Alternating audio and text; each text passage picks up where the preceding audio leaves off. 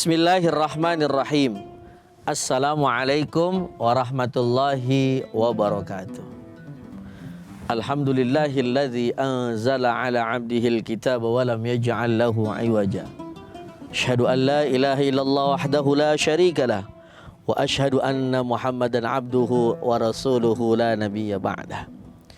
Tribuners yang dirahmati oleh Allah Subhanahu wa taala.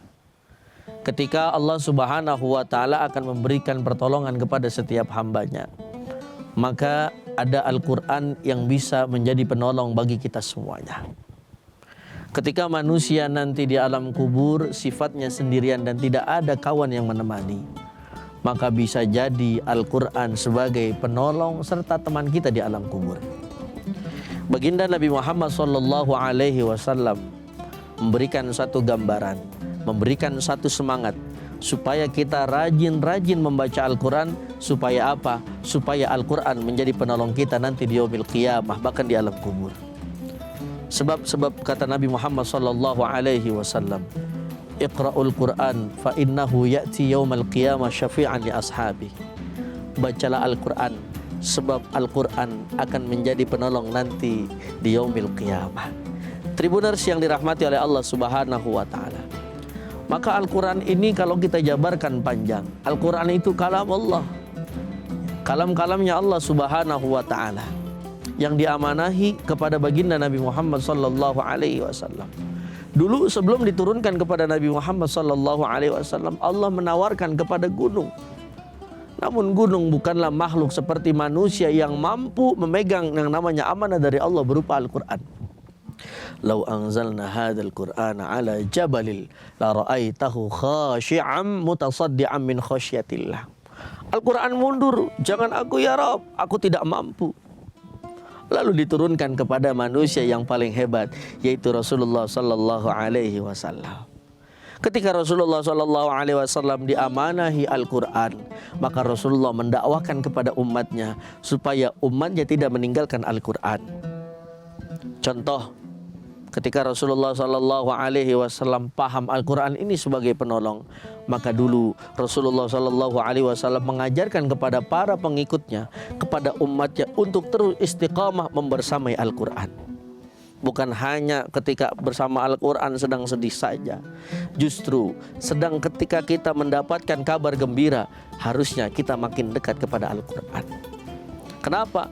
Karena makin banyak orang itu memegang Al-Quran, makin banyak orang itu membaca Al-Quran, maka akan makin banyak pertolongan Allah yang akan menghampirinya.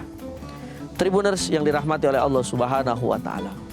Bahkan ada satu golongan yang nanti Allah selamatkan bukan hanya di dunia namun di akhirat, yaitu golongan yang mana di situ ketika hidupnya memegang Al-Quran.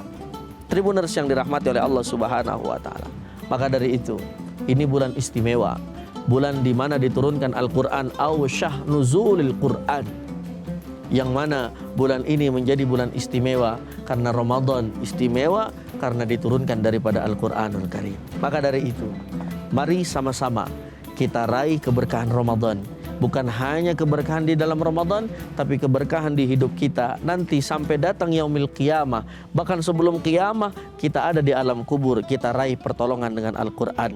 Mudah-mudahan makin banyak kita membaca Al-Quran, makin banyak pula pertolongan yang akan kita dapat di dunia maupun di akhirat. Amin ya rabbal alamin.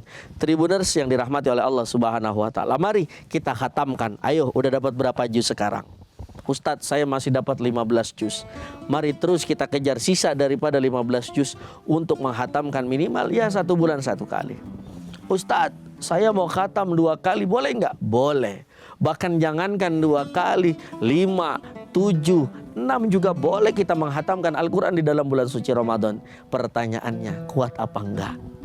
Mudah-mudahan kita semuanya diberikan kekuatan untuk terus pertama membaca Al-Quran, untuk terus meresapi daripada isi Al-Quran. Dan mudah-mudahan yang paling istimewa kita dapat menghafalkan daripada isi Al-Quran, sehingga Al-Quran bisa juga menjadi penahan. Ketika kita ingin berbuat maksiat, kita ingat ada Al-Quran di dalam hati kita. Ketika kita ingin berbuat dosa, ketika kita ingin berbuat zalim, kita ingat ada Al-Quran di dalam hati kita. Maka insya Allah Al-Quran yang akan menjadi penghalang daripada setiap perbuatan maksiat yang akan kita lakukan. Amin ya rabbal alamin. Tribuners yang dirahmati oleh Allah Subhanahu wa taala, ini saja, wallahul muwaffiq ila aqwamit thoriq. Assalamualaikum warahmatullahi wabarakatuh. Download Tribun X sekarang, menghadirkan lokal menjadi Indonesia.